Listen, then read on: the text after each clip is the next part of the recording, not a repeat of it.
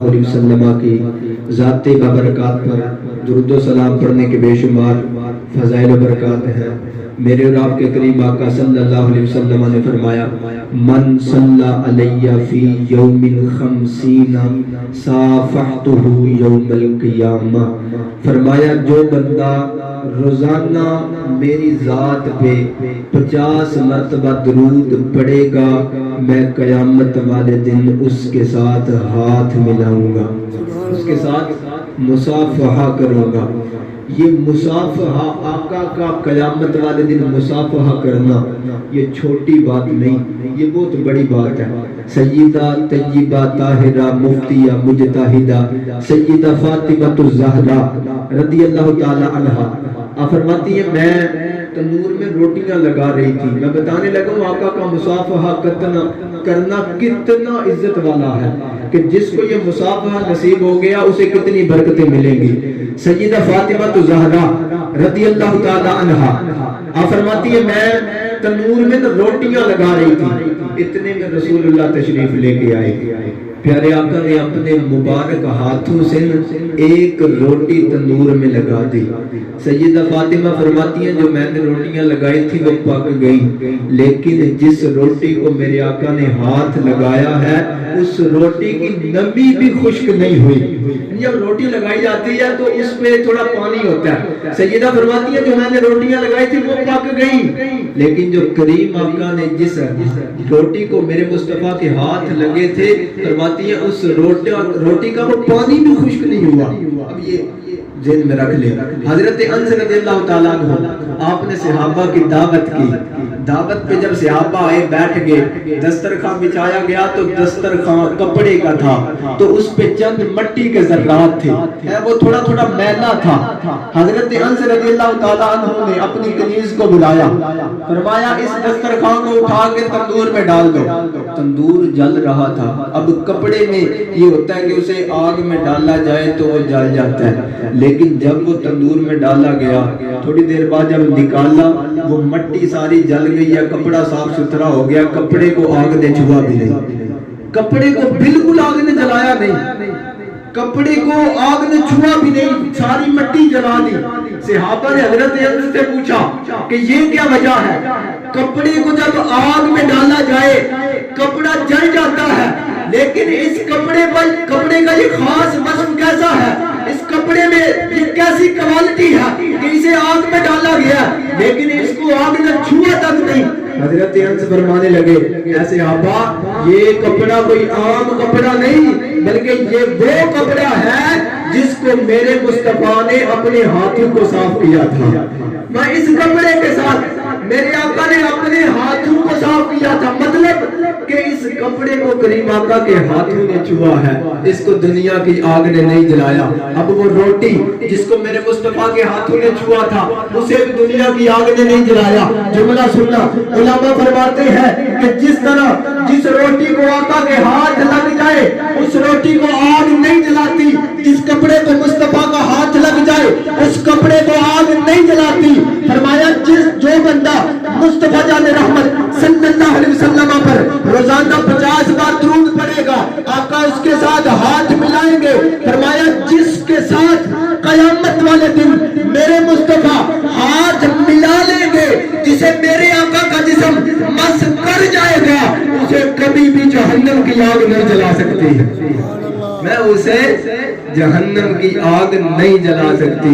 کہ جس کے ساتھ میرے آقا مصافحہ کریں گے، تو کس کے ساتھ مصافحہ کریں گے؟ جو روزانہ مصطفیٰ جان رحمت صلی اللہ علیہ وسلم پر 50 بار درود پڑھے گا۔ تو اس لیے اپنے وظائف میں اس وظیفے کو بھی شامل کر لیں کہ یہ بڑا برکتوں والا وظیفہ ہے۔ تو شاعر کہتا ہے ایک یہ جہاں ایک وہ جہاں، ان دو جہاں کے درمیان ہے فاصلہ ایک سانس کا، جو چل رہی تو یہ جہاں نہ چلے تو وہ جہاں، اب ان سانسوں کی مالا میں موتی پرولے درود کے، پھر ہو یہ جہاں یا وہ جہاں، ساتھ ہوں گے تاجدار دو جہاں۔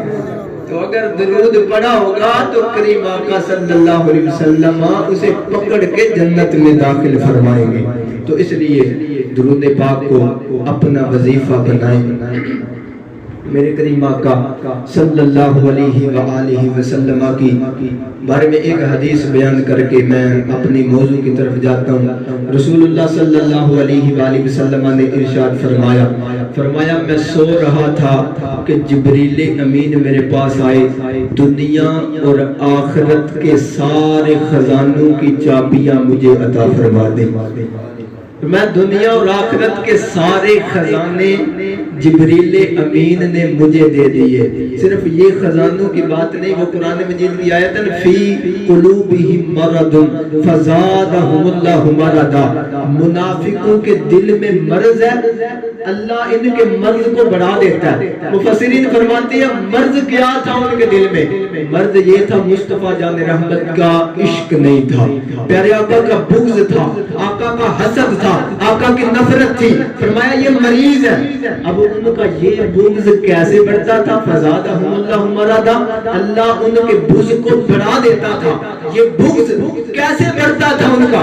مفسرین فرماتے ہیں جب منافقوں نے، کافروں نے کریم آقا صلی اللہ علیہ وسلم کی شانوں کا نظارہ کیا، جب آقا کی اوصاف کو دیکھا، میرے مصطفیٰ اشارہ کرتے چاند دو ٹکڑے ہو جاتا، اشارہ کرتے ڈوبا ہوا سورج واپس آ جاتا، جب کوئی صحابی بیمار ہو جاتا آقا کی بارگاہ میں آتا، یا رسول اللہ بیمار ہو گیا ہوں، میرے آقا دم فرماتے اللہ شفا دے دیتا۔ جب کسی کا ہاتھ ٹوٹ جاتا، کسی کا بازو ٹوٹ جاتا، میرے آقا دعا پہ دہن لگاتے رب شفا دے دیتا۔ کسی کی آنکھ نکل جاتی آقا کی بارگاہ میں آ جاتا، یا رسول اللہ آنکھ نکل گئی ہے، میرے کریم آقا دعا پہ دہن لگاتے اور رب شفا عطا فرما دیتا۔ کسی کی ٹانگ ٹوٹ جاتی آقا کی بارگاہ میں آ جاتا، یا رسول اللہ ٹانگ ٹوٹ گئی ہے، میرے آقا دعا پہ دہن لگاتے رب شفا دے دیتا۔ جب کسی صحابی نے قرضہ دینا ہوتا، مال تھوڑا ہوتا، آقا کی بارگاہ میں آتا، میرے آقا دعا فرماتے رب مال میں برکت عطا فرما دیتا۔ جب یہ شانے، یہ کمال منافقین نے دیکھا، کافرین نے دیکھا، کہنے لگے یہ شانے محمد کو کیسے مل گئی؟ رب نے فرمایا اے منافقوں، اے کافروں، تم ان شانوں کی بات کرتے ہو، انا اعطینا کل کوثر، فرمایا تم ان شانوں کی بات کرتے ہو، ہم نے تو ساری شانیں اپنے حبیب کو عطا فرما دی ہیں۔ یہ کیا شانیں ہیں؟ یہ شانیں تو کچھ نہیں، ان کی شانیں تو قیامت والے دن ظاہر ہوں گے۔ فرمایا ہم نے تو یہ شانیں اپنے حبیب کو عطا فرما دی۔ یہ شانیں جب آقا کی کافر دیکھتے، منافق دیکھتے، فزادہم اللہ مرضا، ان کا مرض اور بڑھتا۔ آپ نے دیکھا ہوگا کہ جس کے ساتھ دشمنی ہو، اس کے پاس مال آ جائے، پیسہ آ جائے، پراپرٹی آ جائے، وہ گاڑی لے کے مکان بنا لے، تو اس کا دشمن دل میں پڑے گا یار اس کے پاس پیسہ کہاں آ گیا، اس کے پاس اتنا مال کہاں آ گیا۔ اس کی دشمنی اور بڑھے گی، بغض اور بڑھے گا، حسد اور بڑھے گا۔ کیوں؟ اللہ نے اسے شانیں دی ہیں، اور یہ شانیں تو جسے رب کہے انا اعطیناک الکوثر، ساری شانوں کا مالک جسے رب بنا دے، پھر اس کی شانوں کا عالم کیا ہوگا۔ اب میرے یہاں پہ ایک بات عرض کرتا چلوں، میرے کریم آقا نے اشارہ کیا، بات بڑی سمجھنے والی ہے، اشارہ کیا چاند دو ٹکڑے ہو گیا۔ اب تم سمجھنا، اشارہ کیا صرف، جس کے اشارے میں اتنی طاقت ہے، سوچو اس کی انگلی میں کتنی طاقت ہوگی۔ اشارے کا عالم یہ ہے، پتہ نہیں اب کس طرح اشارہ کیا چاند دو ٹکڑے ہو گیا۔ اشارے میں اتنی طاقت ہے تو انگلی کی طاقت کتنی ہوگی؟ جس کی انگلی کی طاقت اتنی ہے، سوچو اس کی 5 انگلیوں کی طاقت کتنی ہوگی، پھر 10 انگلیوں کی طاقت کتنی ہوگی، اس کے دونوں ہاتھوں کی طاقت کتنی ہوگی۔ جب دونوں ہاتھوں کی طاقت کو سمجھنے سے عقل قاصر ہے، سوچو اس کے دونوں بازوؤں میں طاقت کتنی ہوگی۔ بازوؤں کی طاقت کا یہ عالم ہے، تو سوچو میرے مصطفیٰ کے پورے تن مبارک کی طاقت کتنی ہوگی۔ اور جنہوں ایک تن کی طاقت سمجھ نہیں آ رہی، اور 5 تن کی طاقت کی نہیں سمجھ سکتا ہے۔ جیڑا بندہ ایک تن کی طاقت نہیں سمجھ سکتا، اور 5 تن کی طاقت کی نہیں سمجھ سکتا ہے۔ تو 5 تن، ہمارے یہاں کا جملہ بولا جاتا ہے 5 تن پاک، تو یہ بھی وضاحت کرتا چلوں 5 تن کہتے کسی ہیں۔ 5 تن بھی 3 قسم کے ہیں۔ مفتی احمد یار خان نعیمی رحمۃ اللہ علیہ نے میرات المناجی میں لکھا ہے 5 تن 3 قسم کی ہیں۔ پہلے تو آسمانی ہیں، ان میں سب سے پہلے محمد مصطفیٰ، سارے بولو صلی اللہ علیہ وسلم۔ سب سے پہلے محمد مصطفیٰ، جبریل امین، میکائیل، حضرت اسرافیل، حضرت اسرائیل، یہ 4 فرشتے اور رسول اللہ، ان کو بھی 5 تن پاک کہا جاتا ہے۔ اور جو ہمارے اندر مشہور ہے محمد مصطفیٰ صلی اللہ علیہ وسلم، حضرت علی المرتضیٰ، حضرت فاطمہ الزہرا، حضرت امام حسن، امام حسین، یہ 5 جو ہیں ان کو بھی 5 تن پاک کہا جاتا ہے۔ لیکن جو 5 تن پاک میرے کریم آقا صلی اللہ علیہ وسلم کا ساتھ جنہوں نے یہاں بھی نہیں چھوڑا، قیامت والے دن بھی ساتھ ہوں گے، وہ کون سے 5 تن پاک ہیں؟ حضرت علامہ مفتی احمد یار خان نے بھی فرماتے ہیں وہ 5 تن پاک، سب سے پہلی ذات محمد مصطفیٰ کی، دوسرے حضرت ابو بکر صدیق، تیسرے حضرت فاروق اعظم، چوتھے حضرت عثمان غنی، اور 5ویں حضرت علی المرتضیٰ ہے۔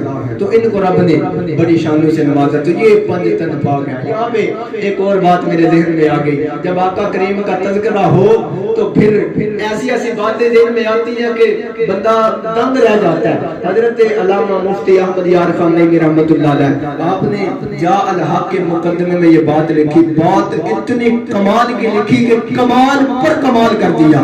آپ فرماتے ہیں، بات سمجھیے گا، آپ فرماتے ہیں جہاں پہ ساری مخلوق کے مقام کی انتہا ہوتی ہے وہاں اللہ کے ولی کے مقام کی ابتدا ہوتی ہے۔